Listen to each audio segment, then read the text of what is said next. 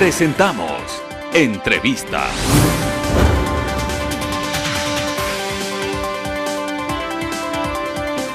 Siete de la mañana, 6 minutos. Nuestro primer invitado está con nosotros, Osvaldo Moreno, consultor político. ¿Cómo le va? Buenos días, Osvaldo. Bienvenido. Buenos días. ¿Cómo estás, Javier? Gracias por aceptar esta invitación. 2020, ¿es un año electoral para el Ecuador o no? Bueno, 2020 es la antesala, el preámbulo de un año previo a un proceso electoral que tendremos en 21, pero sí tiene un tinte electoral planteando el tema de que las inscripciones, entiendo, de acuerdo al calendario electoral que ya establecerá el organismo competente, arrancarían prácticamente en octubre. Claro. Si nosotros sacamos cuenta del post-carnaval, que es cuando la gente, vuelve a la realidad, hay básicamente solo 5 meses, 4 meses de diferencia. Entonces, sí, yo creo que es un año que dependerá mucho también de lo que suceda dentro del ámbito del gobierno y sin duda de la oposición. Ahora, ¿cuál es la lectura que se le puede dar hoy frente a lo que puede ser en el 2021? Yo sé que estamos adelantando mucho, pero las fichas electorales usted sabe cómo se mueven. Me parece que el país cambió totalmente a partir de las protestas de octubre. Digamos que amanecimos con otra nación, amanecimos en otra dimensión inclusive, ¿no? O sea, ¿hay un antes y un después de octubre? Sí, por supuesto que sí, pero he hecho algunos replanteos. Ya no pienso en ganadores, sino en sobrevivientes. Sobrevivientes. Hubo 2 sobrevivientes, digamos, ¿no? Una, el gobierno nacional, que al final del camino se sostuvo, se mantiene. Cuando hay crisis, generalmente el error que comete el 90% de los expertos es buscar preservar la imagen. En el caso de Moreno, ya 10 puntos menos, 10 más, ya es irrelevante, ¿no? Porque un gobierno tiene 80 de rechazo en las más generosas y 90 en algunas. Pero un 80 de rechazo en otras ocasiones han sabido, resultaba ser un gobierno afuera también. Bueno, Maduro, para que tenga usted un parámetro, nunca ha bajado de 25 en Venezuela, y le puedo hacer una lista interminable. Claro. Pero en todo caso se preservó la gobernabilidad, en este caso que la prioridad es continuar en el cargo, y la aparición de un delantero no programado, digamos, ¿A qué se refiere con eso? Que fue la CONAIE, con un ingrediente adicional que no se daba en los hechos que nosotros venimos analizando décadas, que en esta ocasión, al menos desde la lectura de la opinión pública, se presentan ya como una alternativa electoral, algo que no sucedía antes. Antes, digamos que era algo así como una serie de protestas y se replegaban o volvían, a sus cuarteles, ¿no? Yeah. Hoy en día, posterior a octubre, creo que ya la CONAIE se consolida como una opción electoral. Ahora, esto tiene una explicación. Si tú le declaras la guerra a un gobierno que tiene 90, 80 de rechazo, no hay que ser un genio para entender que alguien va a terminar capitalizando, políticamente esta situación. ¿Y la CONAIE capitalizó eso, Osvaldo? De acuerdo a los estudios de opinión que he podido percibir, sí, hay una adhesión, a las protestas de parte. Mire, inclusive, Javier, lo digo con absoluta responsabilidad, y me hago responsable de lo que le voy a decir. Por favor. Ya muchas encuestadoras, entrevistas a encuestadores, que usted lo hace permanentemente, ya solo sacan Guayaquil y Quito. Usted no se da cuenta que ahora solo nos mandan Guayaquil y Quito. Básicamente porque la muestra nacional nos da otra serie de hallazgos. Pero en todo caso, más allá de eso, porque no es un tema de encuestas, creo que la CONAIE aparece como una opción electoral, algo que no sucedía en otros procesos o en otras convulsiones. Ahora, ¿cuál sería mi lectura? A veces pienso, Javier, salvo mejor criterio, que las partes se están preparando para un segundo round. Y el país no aguanta un segundo round. Yo creo que, y lo digo mirando la cámara fijamente a los actores, corremos el riesgo de desaparecer si hay un segundo round. Entonces, quisiera yo pensar o recomendar, primero, al gobierno nacional, que ya deben de pensar en una transición. Ojo, no adelantar el mandato. Transición, una transición con miras al 21, como en algún momento Febres Cordero lo hizo, que puso a Heinz Meller, que muy hábilmente, en un momento de convulsión como ministro de gobierno, terminó concertando con Jorge Zavala en esa época, con Rodrigo Borja, etc. Entonces, primero creo que el gobierno ya debe pensar en la transición y no buscar el segundo round.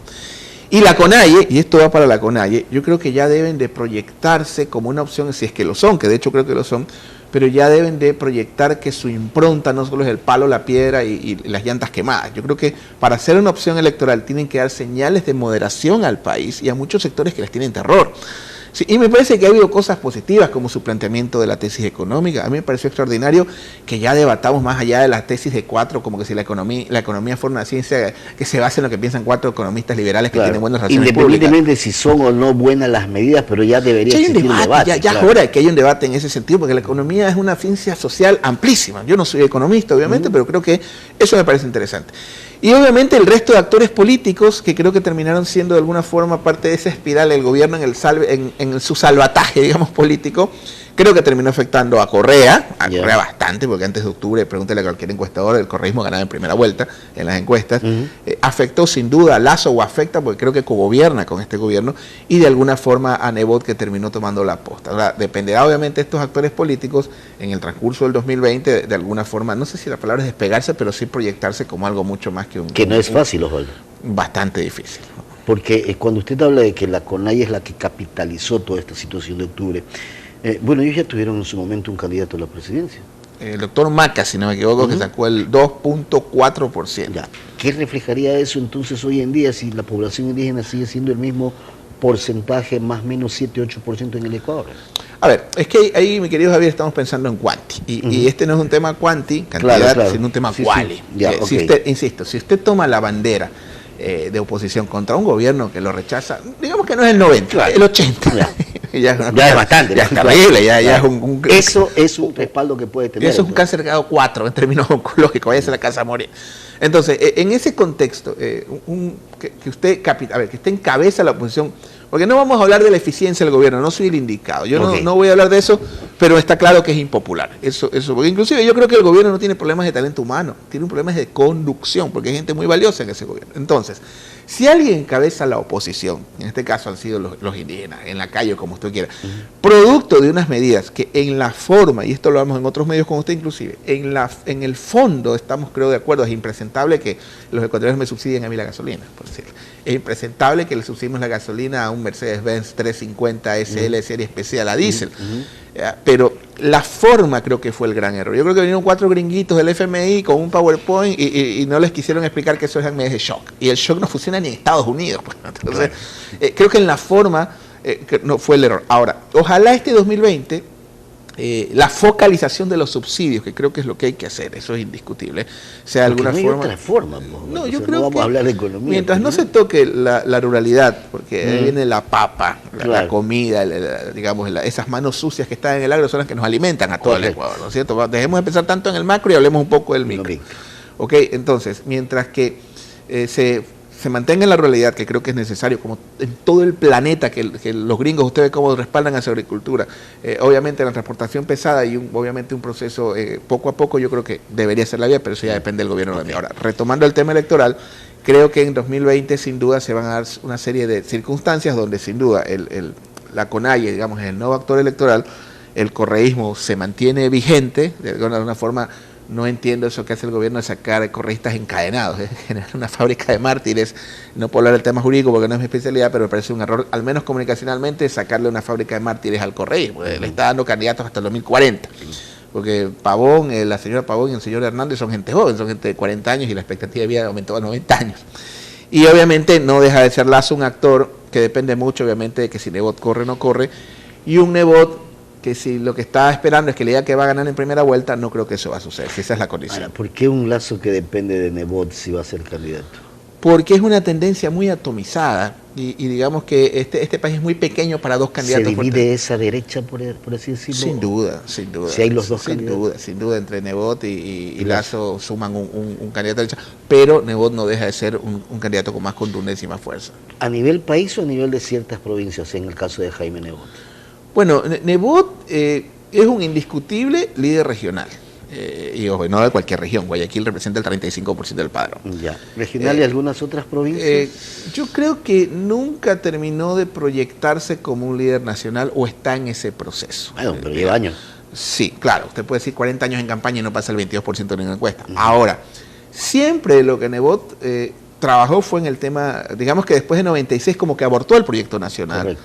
Y creo que lo hizo bien, porque usted está viendo todo, con todo lo que le podemos cuestionar, siempre su gestión fue evaluada y mucha gente le dice alcalde emérito. Pero el Ecuador es más grande que Guayaquil y San Borondón. Entonces, en la construcción de ese proyecto nacional, yo creo que están en eso, pero a veces, obviamente es una lectura totalmente de la que me hago responsable, me da la impresión de que si la condición o digamos lo que están esperando es estar seguros de un triunfo en primera vuelta, eso jamás va a suceder. ¿Para ningún candidato? Para ninguno por el momento. Ahora, no, obviamente estamos hablando hoy. Que podría pasar que así como el país cambió en octubre, podría eso disiparse, ya depende de los actores, ya la campaña es permanente. Ahora, tampoco yo descartaría un escenario donde haya una segunda vuelta indígena correísmo. Imagínese usted ese escenario. ¿Podría darse eso? Por supuesto que sí. Imagínese usted, si usted le pregunta a cualquier encuestador serio, dentro de los, digamos, del podio de los cuatro, están, sí. No voy a poner el orden, pero están los indígenas, el correísmo, Lazo y el exalcalde de Guayaquil. No hay más. Y en ese escenario, no, por el momento no. Claro, ¿no hay la posibilidad de un outsider? Mire, esto se lo voy a repetir porque se lo dije el otro día a otro medio. El outsider es como una muerte súbita, es como el infarto. ¿Sí? Todo ser humano, al menos de género masculino, de sexo masculino, después de los 40 años está en la lista de espera de las muertes súbitas. O sea, nadie está exento de una muerte, pero nadie puede predecirla. Sí, usted puede con ciertos aparatos decir, tienes un daño y vamos a hacer esto para bajar la posibilidad. Pero el outsider es como un infarto, es muy difícil prevenirlo. Puede que sí, puede que no. Es más, nosotros no sabemos despertar y no mañana. Siempre ocurre, ojo. ¿Perdón? No siempre ocurre que salga un outsider. Lo que pasa es que para que haya un outsider... A ver, digamos que convulsión social ya hubo y creo que la CONAIE lo ha capitalizado. Ahora, insisto, ellos deben ya de proyectarse al país, no como la impronta no debe ser... exacto, la impronta no debe ser la piedra, ok, eso estuvo ahí, porque el otro día escuchaba al señor Isa, realmente quedé bastante sorprendido, es un político conceptual y no hay muchos políticos conceptuales, más allá de su ideología, es un tema mariateísta total, eso es como... Volví un poco a los libros de ciencia política andina. Pero en todo caso, el escenario de Buenos Aires yo no lo veo todavía, salvo que al menos en la última convulsión social, digamos, la capitalizó la CONAIE, tal vez alrededor de los, no sé, de Correa, un Delfín, no lo veo. En el caso de Nebot veo extraordinarios cuadros de primer nivel, pero todavía no siento que alguien tenga la capacidad todavía esté preparado para asumir la conducción. Una cosa es la conducción es una cosa y otra cosa es ser un cuadro. Claro, tiene cuadros como Cucalón, me parece uno de los mejores asambleístas de la nación, Henry Crofle, Cristina Reyes, qué sé yo, César Ron. Eso es un cuadro. Son de primera. Claro. Pero ya asumir la conducción, digamos, del partido... con alguien que lo lleva haciendo hace que va para 50 años, lo veo difícil. Entonces, generar un outsider, o tal vez Correa sea el que puede estar más cerca de irónicamente, parecerse Uribe, ¿no? No lo veo. Pero también hay otro actor, que es el gobierno. Pero el gobierno está muerto políticamente. Sí, pero juega. Es como, digamos que Lazo no juega, supongamos, pero en ese caso igual en una segunda vuelta Lazo será el gran elector también. O sea, aquí de alguna forma, si no juegas en la A, juegas en la B. Y hoy, cuando los resultados electorales, está viendo lo que está pasando en la región, en la Argentina, en Uruguay, y sobre todo en nuestro país, lo que pasó el último proceso, más allá de las marchas, hablemos del ámbito de las urnas, tipo con 1% es un tipo que puede sentar un presidente de la República. Entonces sí, tal vez Lazo puede estar a la expectativa de qué pasa con Nebot, que es legítima su aspiración. También tienes obviamente cuadros nuevos, el caso del vicepresidente de la República, que pienso yo que es una apuesta al mediano plazo. Claro, pero también hay que tener conciencia, hay que estar conscientes que en el caso de Guillermo Lasso y de Jaime Nebot ya han participado en una contienda electoral a nivel nacional como candidatos a la presidencia y no han logrado su objetivo. Bueno, juntos no. No juntos no, pero me refiero que han sido candidatos. Bueno, Nebot fue candidato en otro siglo, ¿no? Claro, pero eso fue hace muchos años atrás. Pero el Partido Social Cristiano en esa época era poderoso. Sí, yo creo que lo sigue siendo, pero una cosa es el Partido Social Cristiano y otra cosa es Madera Guerrero. Bueno, digamos que Madera Guerrero. Hablemos de país. Es la línea light del partido. Okay, ¿no? Ya. Pero en el caso de Guillermo Lasso, también dos candidatos. Sí, lo que pasa es que el problema de don Guillermo Lasso, y me decían a mí en las aulas, no hablemos mal ni bien de los políticos, describámoslos. Okay. El tema con Lasso, a ver, usted está viendo que no tuvo control ni sobre su bloque parlamentario. Bueno, se ha dado ahora. Sí, entonces durante todo el gobierno, digamos, durante todo este ejercicio parlamentario, no ha habido control en la conducción ni siquiera de su bloque de legisladores. De legisladores. Entonces, pero tiene un mérito, o varios, que es la tenacidad. Es un tipo que rara vez un empresario, un banquero entiende. Primero, un banquero intentar ser presidente es muy difícil. Aznar nunca ni siquiera lo ha pensado en España. Pero el hecho de entender que esto es 24/7 es interesante.